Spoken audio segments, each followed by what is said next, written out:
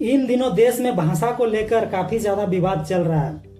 कुछ दिन पहले ही तमिलनाडु में हिंदी भाषा को लेकर काफी ज्यादा बवाल मचाया गया और अब महाराष्ट्र में हिंदी और मराठी को लेकर काफी ज्यादा विवाद छिड़ा हुआ है। कुछ दिन पहले की बात है जब महाराष्ट्र सरकार यानी देवेंद्र फडणवीस सरकार ने हिंदी भाषा को तीसरी भाषा के रूप में दर्जा देने की बात कह रहे थे। तब से ही शिवसेना के प्रमुख उद्धव ठाकरे और महाराष्ट्र नवनिर्माण सेना के प्रमुख राज ठाकरे के द्वारा इसका कड़ा विरोध जताया जा रहा था। और हाथ तो तब हो गया जब महाराष्ट्र नवनिर्माण सेना के कुछ कार्यकर्ता दुकानों पर जाकर मराठी भाषा में लोगों से बात करने के लिए कह रहे थे और जो नहीं बोल पा रहे थे उस पर हाथापाई भी कर रहे थे और इसका सारा ही वीडियो सोशल मीडिया पर अपलोड कर दिया।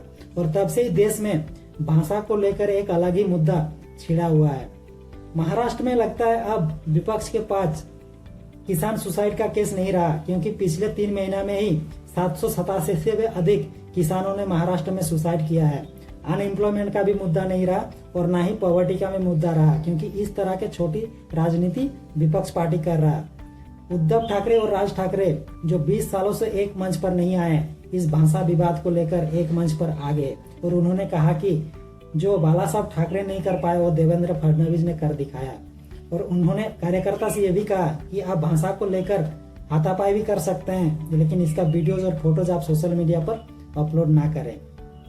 महाराष्ट्र एक ऐसा स्टेट है जो देश का 20% इकोनॉमी में कंट्रीब्यूट करता है और इसे आर्थिक राजधानी भी कहा जाता है मुंबई को।